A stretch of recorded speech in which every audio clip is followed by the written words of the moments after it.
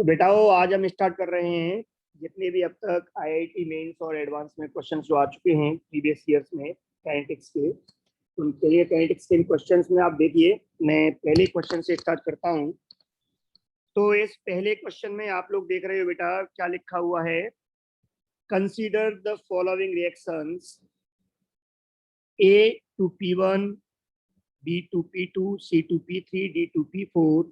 इन्होंने कहा है order of the above reactions 1, 2, 3, 4 है रेस्पेक्टिवली। ये ऑर्डर दी हुई है 1, 2, 3, 4 are the order of the above reactions. इसने कहा है इन चारों रिएक्शंस के लिए कर्व ड्रॉ किया है इन्होंने log of rate versus log of concentration का, है ना बेटा। हो तो आपको याद आ जाएगा, मैंने आपको करवाया हुआ है nth ऑर्डर रिएक्शन के लिए लॉग रेट या dx/dt वर्सेस लॉग कंसंट्रेशन का जो कर्व होता है इसका स्लोप मैंने आपको बताया हुआ है ऑर्डर को देता है। ऑर्डर ऑफ रिएक्शन याद आ रहा है बेटा। हो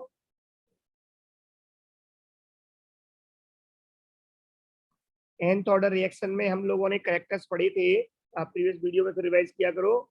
वहां पे हमने पढ़ा था nth ऑर्डर रिएक्शन की रेट और कंसंट्रेशन के वर्सेस का जो लॉग होता का कर्व होता है वो एक स्ट्रेट लाइन होती है, और ये हमें स्लोप ऑफ द अपना जो है कर्व है वो हमें ऑर्डर ऑफ द रिएक्शन की जानकारी देता है। तो इससे क्लियर हो गया बेटा। हो इन्होंने ऑर्डर पूछा है हमसे कि ये जो ऑर्डर है रिएक्शंस के इनका ऑर्डर क्या होगा, इंक्रीजिंग या डिक्रीजिंग ऑर्डर। तो इसके स्लोप को आप आइडेंटिफाई कीजिए। आपको यहाँ दिख रहा है सबसे कम स्लोप जो है वो थर्ड में है, इसका मतलब सबसे कम order reaction third that is C reaction के लिए होगा। ओके बेटा। और सबसे अधिक जो होगा वो किसके लिए होगा बेटा, सबसे ज्यादा होगा फोर्थ के लिए, क्योंकि स्लोप सबसे ज्यादा है। आप इसके अकॉर्डिंग ऑप्शन देखें तो आपके ए और डी में से एक आंसर होना चाहिए। इसी तरह से आप स्लोप देखो फर्स्ट और सेकंड में, तो सेकंड का स्लोप ज्यादा है, फर्स्ट का कम है, सो answer will B D. Any problem बेटा। हो वेरी गुड, बस स्लोप कंपेयर करने हैं। इसके आगे वाला रिएक्शन है बहुत प्यारा क्वेश्चन है। इसमें इन्होंने कहा हुआ है कि एक फ्लास्क है और इस फ्लास्क में बेटा वो दो कंपाउंड है ए और बी, दोनों ही डिकम्पोज हो रहे हैं, दोनों ही फर्स्ट ऑर्डर रिएक्शन के अकॉर्डिंग डिकम्पोजिशन है।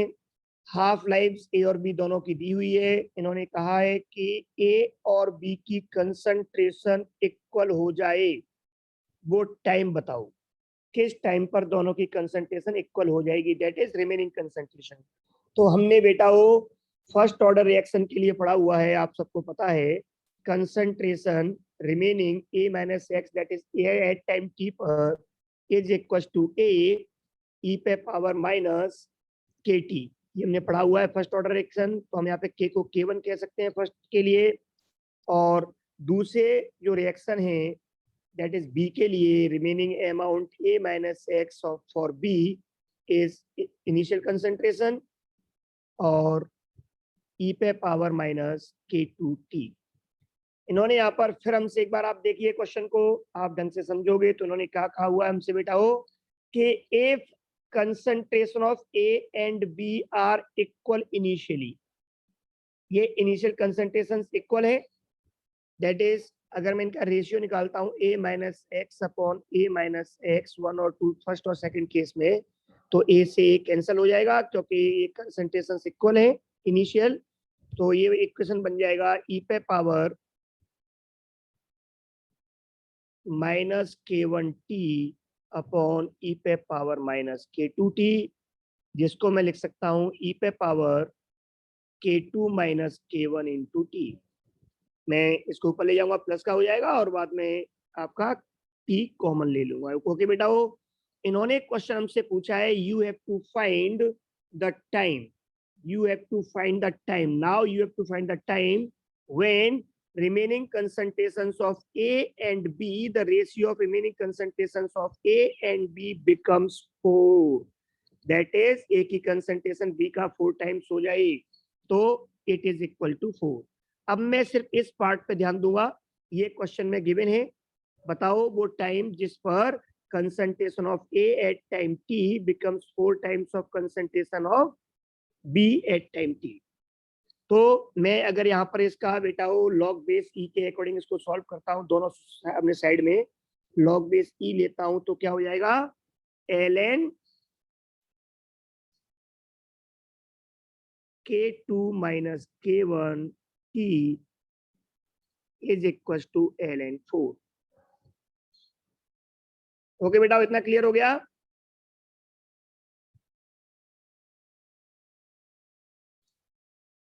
बोलो बेटा, आवाज आ रही है? क्लियर हो गया इतना? ओके बेटा, मैं अब इसके हाँ, मैं यहाँ पर स्पेस कम है इसलिए मैं इसको इरेज करता जाऊंगा, साथ के साथ आप हर स्टेप को नोट करते चलो और ध्यान दे के चलो। तो यहाँ पर ये हमारे सामने इक्वेशन बन गया।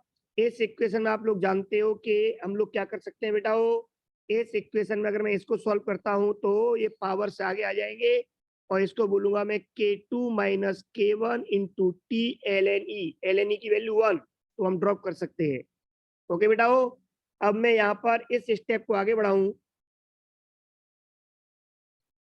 इसलिए मैं आपसे बोल रहा हूँ साथ साथ नोट करके चलना, मैं इसको सॉल्व करके चल रहा हूँ, स्पेस कम है हमारे पास।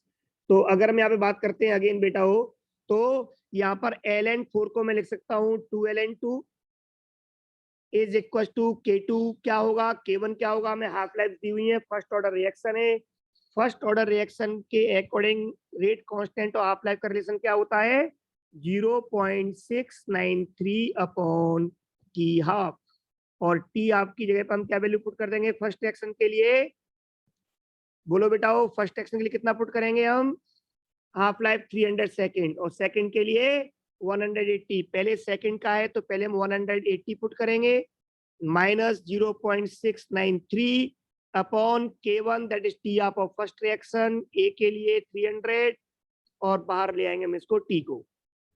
इन्होंने क्वेश्चन में गिवन है, आप देख सकते हो बेटा कि इन्होंने क्वेश्चन में कहा हुआ है कि ln2 की वैल्यू जो है वो 0.693 है, तो 2 इंटू 0.693 इज इक्वल टू 0.693 में कॉमन लूंगा तो 180 माइनस 100 अपने 1/300 इंटू टी। मैं यहाँ पर इससे इसको वन टाइम कैंसिल कर सकता हूँ, और जब मैं इसे सॉल्व करूंगा आगे जो ब्रैकेट में है 1/180 माइनस 1/300 को, तो ये सॉल्व करने पर कितना आ जाएगा बेटा, ये आप लोग समझदार हो, बता सकते हो, जल्दी से बताओ ये कितना हो जाएगा बेटा।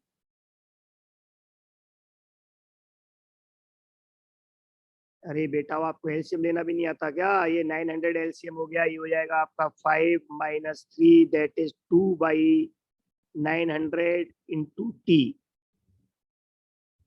ओके, इसको मैं कह सकता हूँ 1/450, तो टी कितना हो गया, टी इज इक्वल टू 2 से मल्टीप्लाई कर दीजिए 450 का, is equal to 900।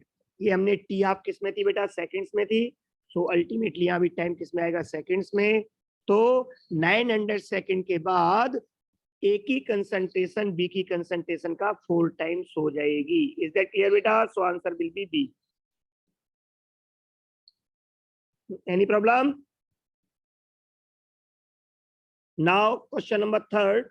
Question number third कह रहा है इट इज ट्रू दैट, यहाँ पे क्या सही है, तो इसमें मैंने आपको ऑर्डर ऑफ रिएक्शंस और मॉलिक्युलरिटी से रिलेटेड इनके करेक्टर्स लिखवाए हुए हैं।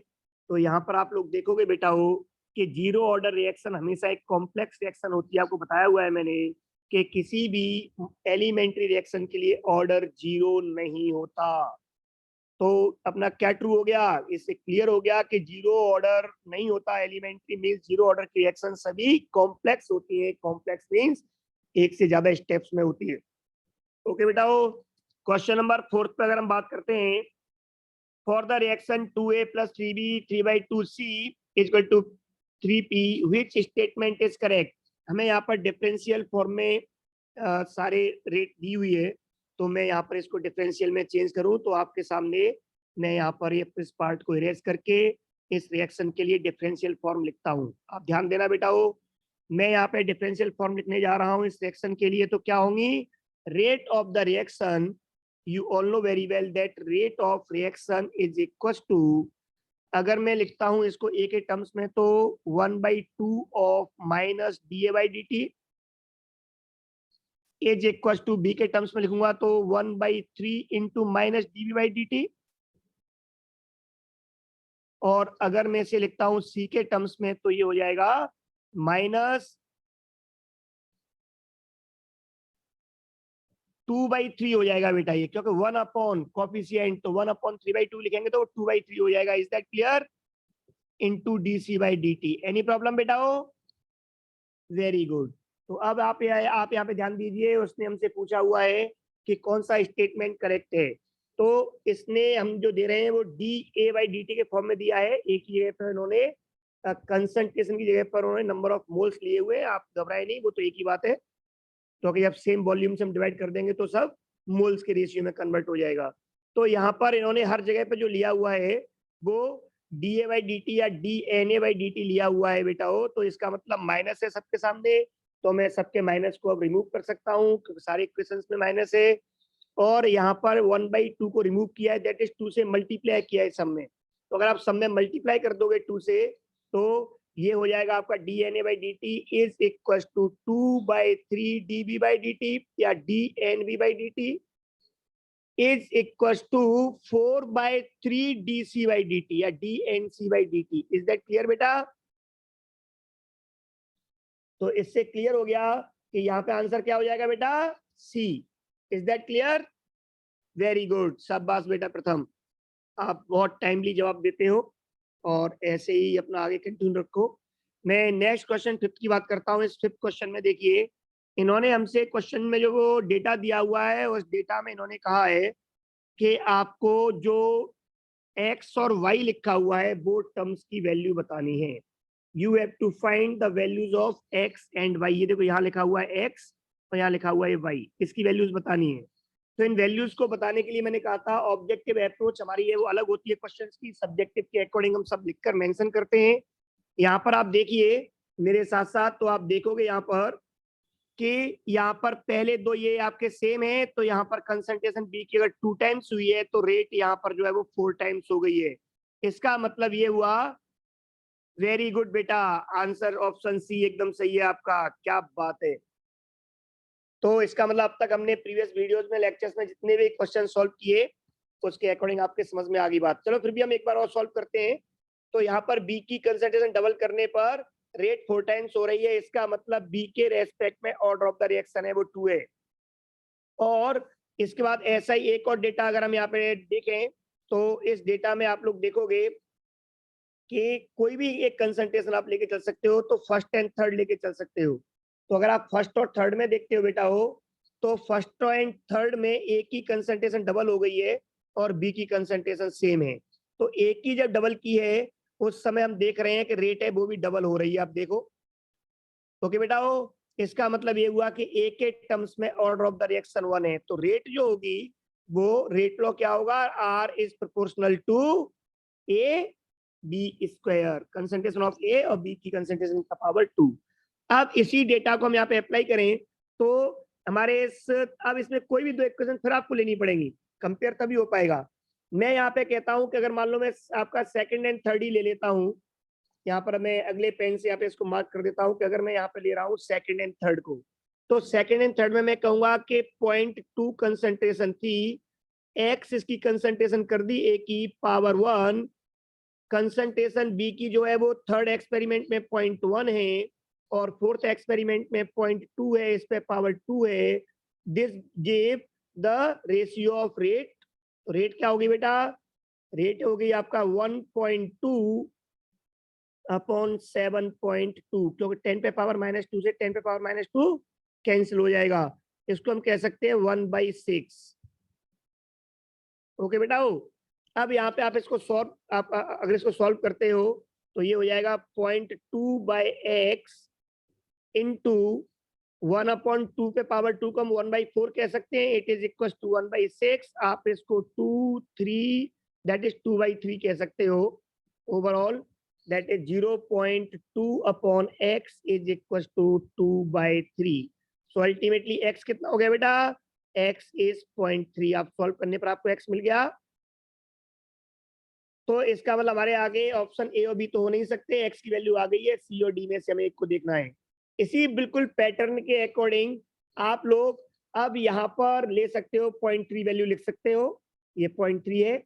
अब आप यहाँ पर एक्सपेरिमेंट लेके चल सकते हो बेटा, थर्ड एंड फोर्थ इजी हो जाएगा आपके लिए। थर्ड एंड फोर्थ में आप देख रहे हो कि कंसंट्रेशन एक ही सेम है, तो आप इसको लो ही मतलब। यहाँ पे कंसंट्रेशन जो है वो आपका 0.2 अपॉन वाई पे पावर 2, क्योंकि इसके रेस्पेक्ट में ऑर्डर 2 है।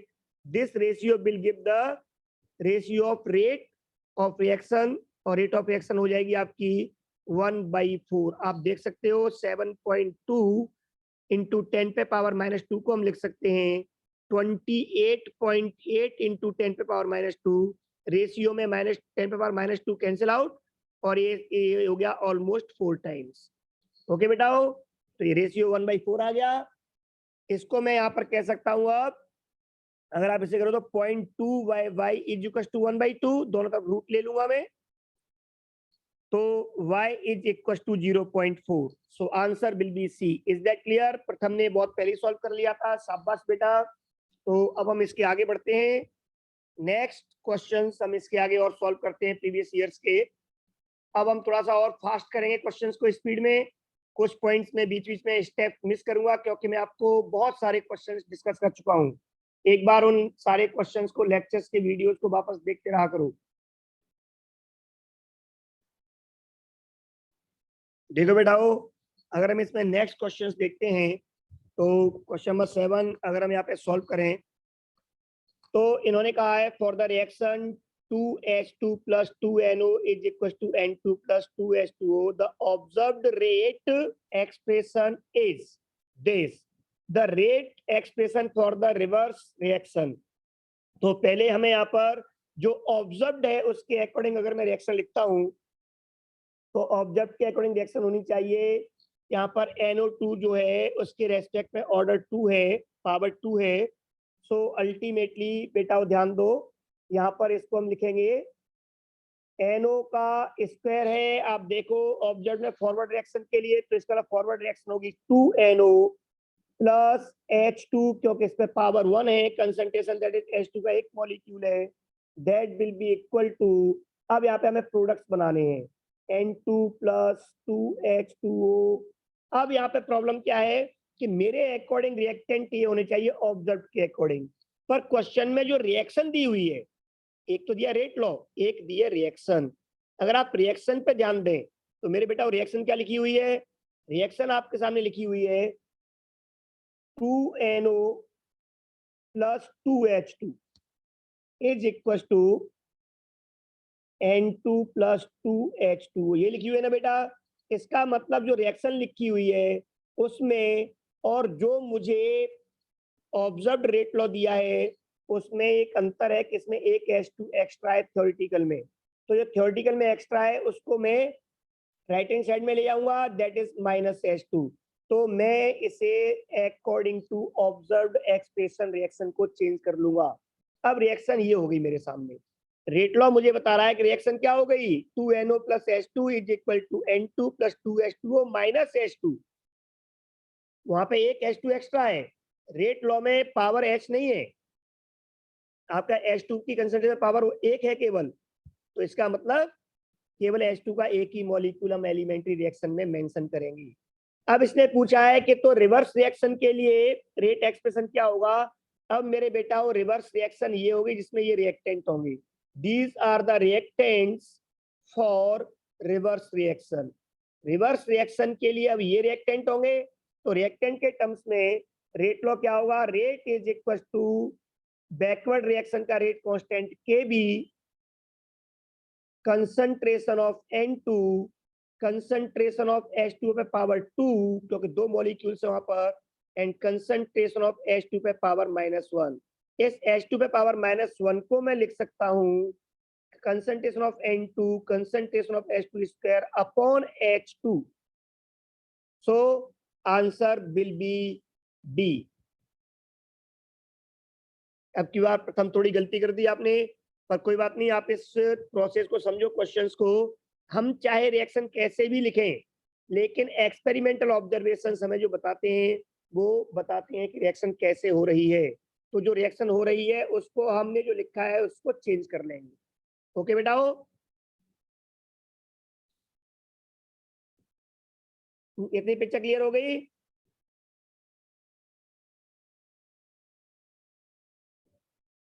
अब इसके आगे आप देखिए नेक्स्ट क्वेश्चन 8 को। 8 क्वेश्चन में इन्होंने क्या कहा है बेटा हमसे, इन्होंने कहा है N2O5 से NO2 और O2 बन रहा है और ये जो डिकम्पोजिशन हो रहा है, इस डिकम्पोजिशन में इनिशियल कंसंट्रेशन N2O5 की 3 मोल पर लीटर है और 30 मिनट में ये 2.75 मोल पर लीटर हो गई है। तो rate of formation of NO2 क्या होगा? तो पहले आप रेट ऑफ रिएक्शन को लिखो, जैसा मैंने आपको बताया हुआ है। तो अगर आप रेट ऑफ रिएक्शन लिखते हो N2O5 के टर्म्स में, तो ये हो जाएगा 1/2 of minus rate of disappearance of N2O5 upon, ये आपका ये बोला जाता है rate of disappearance of N2O5, that is minus d N2O5 upon dt is equal to, मुझसे सिर्फ N2O5 का डेटा गिवन है, NO2 का मुझसे पूछा है रेट ऑफ फॉर्मेशन, तो मैं दो ही यहाँ पर केवल डेटा में कलेक्ट करूंगा।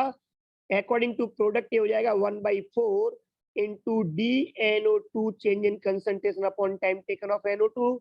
मेरे बेटाओ, आपको मैंने बताया हुआ है कि इसे हम बोलते हैं रेट ऑफ फॉर्मेशन, ये बोलते हैं रेट ऑफ डिसअपियरेंस। तो हम लोग अगर यहाँ पे लिखे बेटा हो तो रेट ऑफ फॉर्मेशन ये पूछा है तो 4 का मल्टीप्लाई कर देंगे, तो हम ये कह सकते हैं rate of formation of NO2 that is dNO2 by dt is equal to 2 into rate of disappearance of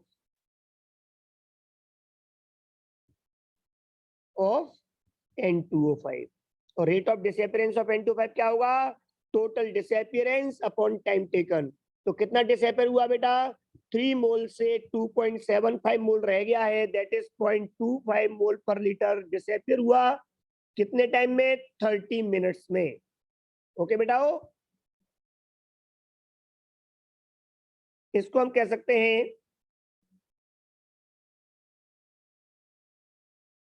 5/3 into 10 पे पावर -3, सॉरी -4 हो जाएगा। ओके बेटाओ, और एक पावर कम, सॉरी -2, तो यहाँ पर 10 पे पावर -2। अगर आप इसको डिवाइड करते हैं तो 1.666 चलता जाएगा, तो आप 6-7 कर सकते हो 10 पे पावर -2। तो इतने मोल पर लीटर पर सेकेंड। तो rate of formation of N2 क्या होगा बेटा?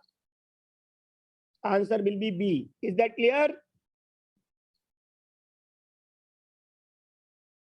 मैं इसके कुछ पार्ट्स को इरेज कर लेता हूं और इसके आगे फिर हम इन क्वेश्चंस को आगे और बढ़ाते हैं, स्पेस कम है।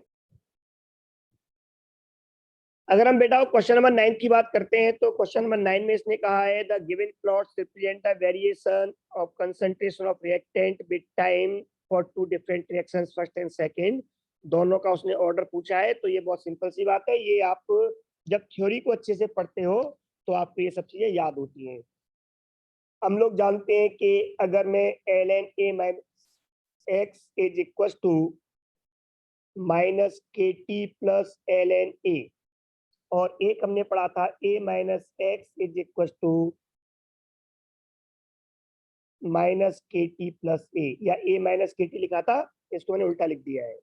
ओके बेटाओ, आपको ये पता है, मैंने अच्छे से करेक्टर्स में लिखवाया हुआ है कि ये हमारा जो आया था वो आया था इंटीग्रेशन करने पर फर्स्ट ऑर्डर रिएक्शन के डिफरेंशियल इक्वेशन का। तो ये फर्स्ट ऑर्डर के लिए होता है और ये जीरो ऑर्डर के लिए होता है। आपको मैंने ये बता चुका हूँ, एक बार फिर एक्सप्लेन कर देता हूँ। मैंने आपको जीरो ऑर्डर में लिखवाया हुआ है x is equal to kt, तो मैंने इसको कहा था, इसको हम a minus x is equal to a minus kt लिख सकते हैं। याद आ रहा है ना आपको? ये मैंने आपको इसे लिखवाया है, इसको मैंने चेंज करके यहाँ लिख दिया है। तो थ्योरेटिकल पोर्शंस जो मैंने आपको लिखवाए हुए हैं, इनमें ज्यादा टाइम वेस्ट नहीं करना है, फिर भी आप हाँ प्रीवियस वीडियोस देख सकते हो। तो इससे क्लियर हो गया कि पहला इक्वेशन y = mx + c के अकॉर्डिंग फॉलो कर रहा है, वो फर्स्ट ऑर्डर काइनेटिक्स को फॉलो कर रहा है। इसका मतलब पहली रिएक्शन का जो कर्व है वो फर्स्ट ऑर्डर के लिए है, और जो दूसरा कर्व है y एक्सिस पर a माइनस एक्स है ये बेटा। a माइनस एक्स को हम कंसंट्रेशन ऑफ a और r एट टाइम t ऐसे लिख दो। यहाँ पर कंसंट्रेशन ऑफ r नॉट लिख दो। a को मैंने आपको बताया हुआ है a माइनस एक्स रिमेनिंग और a इनिशियल, जिसकी रिप्रेजेंटेशन वो अलग अलग कर सकता है, इनमें आप कंफ्यूज मत होना। तो इससे क्लियर हो गया कि आंसर विल बी ए। पहला कर्व फर्स्ट ऑर्डर के लिए, सेकंड कर्व है वो जीरो ऑर्डर के लिए। अगेन 10th क्वेश्चन बहुत प्यारा क्वेश्चन है। इन्होंने कहा है कि एक रिएक्शन हो रही है, इन रिएक्शन को हम कॉन्जुगेटिव रिएक्शंस बोलते हैं, जो लगातार चलती हैं। इस रिएक्शन को आप समझ लें। इसमें इन्होंने कहा हुआ है कि ए से बी बन रहा है और बी से सी बन रहा है। जिस समय ए से बी बन रहा है, अगर आप इस रिएक्शन पर ध्यान दें, ठीक है बेटा, वो ये जो आपके सामने दिख रहा है ये क्या है, ए से बी बन रहा है वो K1 से बन रहा है रेट से, और बी से सी क्या बन रहा है, वो रेट कांस्टेंट K2 के थ्रू बन रहा है। ये दो रिएक्शंस हैं, एक ए से बी बन रहा है, at the same time B से सी भी बन रहा है। इन्होंने कहा है कि बी की कंसंट्रेशन बताइए जब रेट ऑफ फॉर्मेशन बी का जीरो हो। रेट ऑफ फॉर्मेशन जीरो का कहने का मतलब इनका net rate of formation. Okay बेटाओ, तो यहां पर net rate of formation of B को हम लिख सकते हैं dB/dt। इस रेट से बन रहा है, नेट रेट है। तो ये क्या होगा बेटा, जिस समय ये बन रहा है, जिस समय बन रहा है उस समय रिएक्शन की रेट ए के अकॉर्डिंग देखी जाएगी। तो हम इसे क्या बोल सकते हैं, rate constant K1 into concentration of A. इस रेट के through rate of this reaction के अकॉर्डिंग बन रहा है ए टू बी के अकॉर्डिंग। तो इस रिएक्शन की रेट क्या होगी, रेट लॉ के according constant into concentration of A. और इस सेकंड रिएक्शन के अकॉर्डिंग वो डिसअपियर हो रहा है। तो जो रेट इस रिएक्शन की होगी सेकंड की, उससे वो डिसअपियर हो रहा होगा, उसी रेट से कंसंट्रेशन कम हो रही होगी। तो minus K2B concentration of B.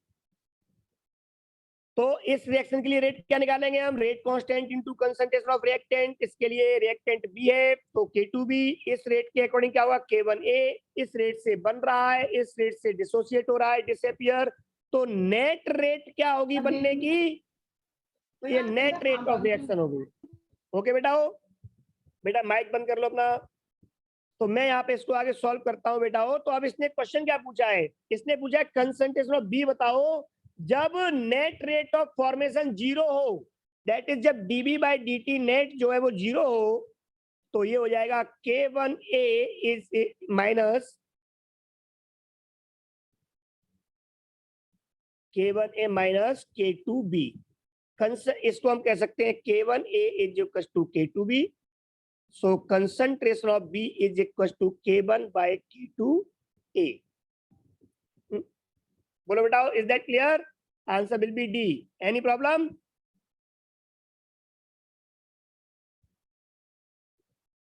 बोलो बेटा, कोई प्रॉब्लम तो नहीं है? Very good. अगर हम क्वेश्चन नंबर 11 की बात करें, ये क्वेश्चन और भी प्यारा है। इसने कहा है डिकम्पोजिशन ऑफ एक्स जो है वो उसका रेट कांस्टेंट दिया हुआ है 0.05 माइक्रोग्राम पर ईयर के हिसाब से। तो आप रेट कांस्टेंट दिया है तो उसकी यूनिट देखा करो, आपको बताया हुआ है मैंने। अगर इस रेट कांस्टेंट दिया हुआ है माइक्रोग्राम पर ईयर, अगर एक कंसंट्रेशन होती तो मोल पर लीटर पर ईयर होता। मास है तो आपका ग्राम आपका पर ईयर है, दैट इज अमाउंट अगर साथ में आ रहा है तो ये एक जीरो ऑर्डर रिएक्शन है। और मेरे बेटाओ जीरो ऑर्डर रिएक्शन में अगर उसने पूछा है कि 5 माइक्रोग्राम से 2.5 माइक्रोग्राम रहने में कितना टाइम लगेगा, तो इसका मतलब फॉर जीरो ऑर्डर रिएक्शन हम लोग जानते हैं, for zero order reaction x is equal to KT। x हमें मालूम है, x क्या होता है, डिसोसिएट अमाउंट। 5 माइक्रोग्राम से 2.5 माइक्रोग्राम रह गया है तो डिसोसिएट कितना होगा, 5 माइनस 2.5 दैट इज 2.5 माइक्रोग्राम बच गया x, वो सही डिसोसिएट हो गया। इनटू K हमें दिया हुआ है 0.05। ये जो डिसोसिएट हुआ है वो माइक्रोग्राम में है, जो रेट कांस्टेंट है वो भी माइक्रोग्राम की यूनिट्स में है, इसलिए हमें कुछ भी चेंज नहीं करना है। इनटू टाइम, ये हमसे पूछा है।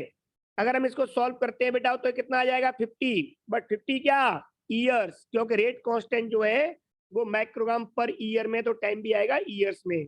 दैट इज 50 ईयर्स में ये सब्सटेंस का एक्स का 5 माइक्रोग्राम से 2.5 माइक्रोग्राम रह जाएगा।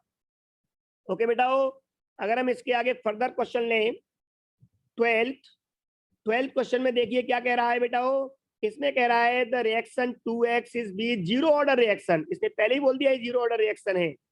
If the initial concentration of x is 0.2, कितना दिया है बेटा इनिशियल कंसंट्रेशन 0.2, और इसने कहा है वेरी गुड, और इसने कहा है कि इस रिएक्शन की जो हाफ लाइफ है वो हाफ लाइफ कितनी है। शाबाश बेटा, अभी देखते हैं एक बार। इसकी हाफ लाइफ दी हुई है, वो दी हुई है 6 आवर्स। ओके बेटा, फिर इसने वही क्वेश्चन पूछा है कि 0.5 m से 0.2 m रहने में कितना टाइम लगेगा। इसका मतलब जो मैंने अभी फॉर्मूला यूज किया है उसी फॉर्मूले को मुझे वापस से यूज करना है, x is equal to kt को। बट अब की बार इस x is equal to kt में मुझे x तो मालूम है कि 0.5 m से 0.2 m रहने का मतलब 0.3 m डिसोसिएट हो गया, तो x का अमाउंट पता लग गया मुझे।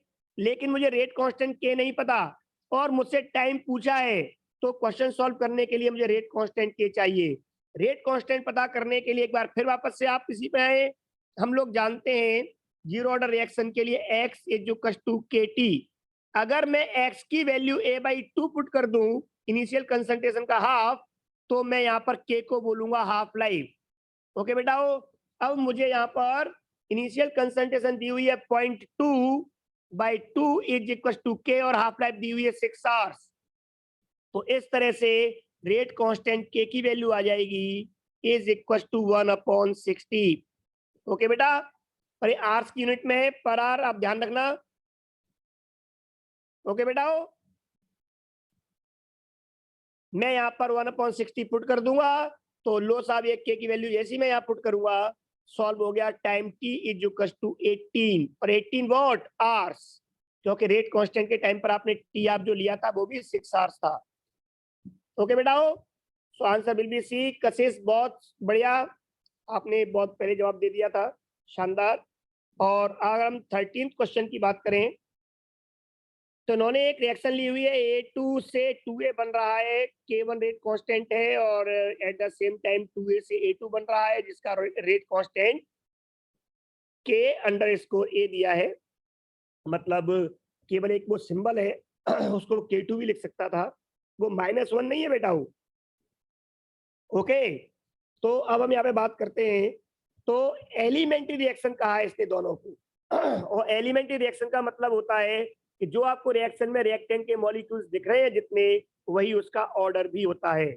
सो अल्टीमेटली A2 जो आपका डिसोसिएट किस रेट से हो रहा है, फॉरवर्ड रिएक्शन की रेट क्या होगी बेटा, फॉरवर्ड रिएक्शन की रेट हो जाएगी rate of forward reaction, that is जिससे A2 टूट रहा है, वो होगी K1 rate constant into concentration of reactant, तो वो क्या है A2, और इसका एक मॉलिक्यूल है दैट इज ऑर्डर 1 है, तो पावर 1। इसी तरह से रेट ऑफ बैकवर्ड रिएक्शन की आप बात करते हो, तो बैकवर्ड रिएक्शन का रेट कांस्टेंट K, जिसका सिंबल दिया -1, into concentration of reactant. Backward reaction के लिए रिएक्टेंट होगा A, बैकवर्ड रिएक्शन के रिएक्टेंट क्या है बेटा A, बट ये दो मॉलिक्यूल से एलिमेंट्री रिएक्शन में दो मॉलिक्यूल दैट इज ऑर्डर 2 होगा, ऑर्डर 2 हो गया। ओके बेटा, हो कोई दिक्कत, इतनी बात क्लियर हो गई। लेकिन अगर मैं ए के टर्म्स में रेट ऑफ रिएक्शन लिखता बेटा, तो rate of reaction, net rate of reaction जो होती, अगर उसको मैं लिखूं ए के टर्म्स में, तो क्या होगा, प्रोडक्ट है ए, तो इसको बोलूंगा मैं 1/2 dA/dt। एम आई राइट? तो मेरे अकॉर्डिंग रेट ऑफ रिएक्शन ये होनी चाहिए डिफरेंशियल फॉर्म में, और इंटीग्रल फॉर्म में या रेट लॉ के अकॉर्डिंग रेट ऑफ रिएक्शन होनी चाहिए rate of reaction net is equal to forward minus backward, तो दोनों अपोजिंग रिएक्शन है। That is k1 a2 minus k minus 1 a का स्क्वायर। अब मैं इनको दोनों को बराबर कर दूंगा, this is equal to this, so ultimately क्या हो जाएगा बेटा, half of dA by dt is equal to k1 concentration of a2 minus k minus 1 symbol है ये, और a पे पावर 2। मुझसे पूछा है dA by dt की वैल्यू क्या होगी, आप देख सकते हो क्वेश्चन में मुझसे पूछा है dA by dt कितना होगा, तो इट इज इक्वल टू 2 का मल्टीप्लाई कर देंगे दोनों तरफ, 2k1 a2 minus k minus 1, sorry इसमें 2 का मल्टीप्लाई होगा, और कंसंट्रेशन ऑफ a पे power 2। So answer will B D. Is that clear बेटा?